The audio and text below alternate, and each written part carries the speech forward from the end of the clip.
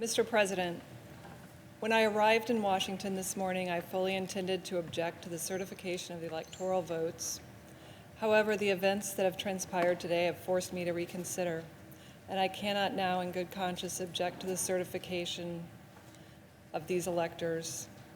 The violence, the lawlessness, and siege of the halls of Congress are abhorrent and stand as a direct attack on the very institution my objection was intended to protect, the sanctity of the American democratic process. And I thank law enforcement for keeping us safe. I believe that there were last-minute changes to the November 2020 election process and serious irregularities that resulted in too many Americans losing confidence not only in the integrity of our elections, but in the power of the ballot as a tool of democracy. Too many Americans are frustrated at what they see as an unfair system. Nevertheless, there is no excuse for the events that took place in these chambers today, and I pray that America never suffers such a dark day again. Though the fate of this vote is clear, the future of the American people's faith in the core institution of this democracy remains uncertain. We as a body must turn our focus to protecting the integrity of our elections and restoring every American's faith that their voice and their vote matters. America is a divided country with serious differences, but it is still the greatest country on earth. There can be no disagreement that upholding democracy is the only path to preserving our republic. I yield the floor.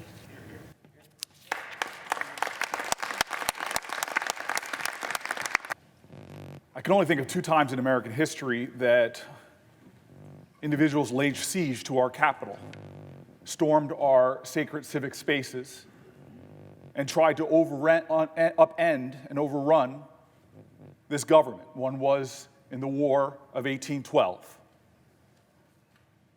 and the other one was today.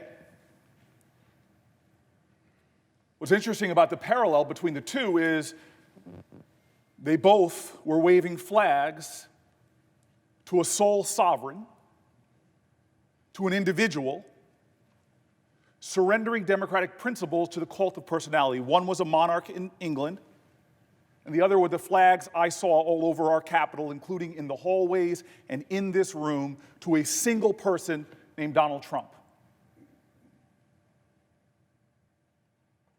The sad difference between these two times is one was yet another nation in the history of our country that tried to challenge the United States of America. But this time, we brought this hell upon ourselves.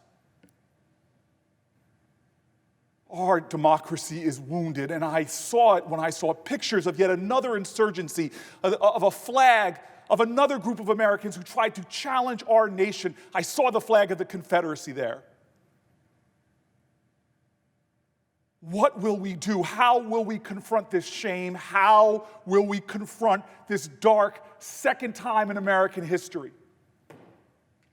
Senator from Utah.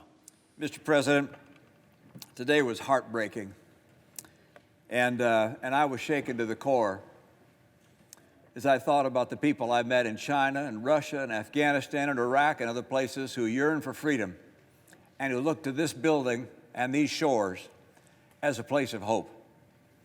And I saw the images being broadcast around the world, and it breaks my heart.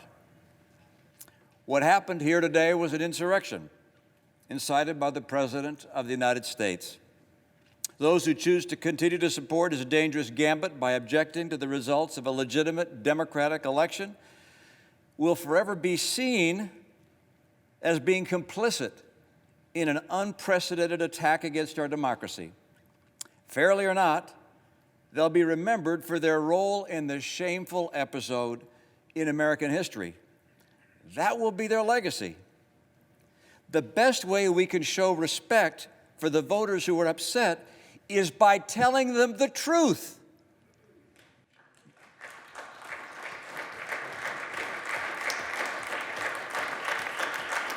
Having a commission chosen by Nancy Pelosi, Mitch McConnell, and John Roberts is not going to get you to where you want to go.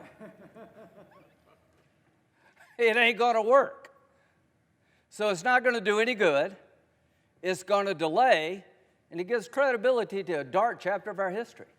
That's why I'm not with you. But I will fight to my death for you. You're able to object. You're not doing anything wrong. Other people have objected. I just think it's a uniquely bad idea to delay this election. Trump and I, we've had a hell of a journey. I hate it being this way. Oh my God, I hate it. From my point of view, he's been a consequential president. But today, first thing you'll see. All I can say is count me out. Enough is enough. I've tried to be helpful. To the conservatives who believe in the Constitution, now's your chance to stand up and be counted. Originalism, count me in. It means what it says. So, Mike, Mr. Vice President, just hang in there. They said we can count on Mike. All of us can count on the Vice President. You're going to do the right thing. You're going to do the constitutional thing. And when it's over, it is over. It is over. The final thing, Joe Biden. I've traveled the world with Joe. I hoped he lost. I prayed he would lose. He won. He's the legitimate president of the United States. I cannot convince people, certain groups, by my words, but I will tell you by my actions that maybe I, above all others in this body, need to say this. Joe Biden and Kamala Harris are lawfully elected and will become the president and the vice president of the United States on January the 20th.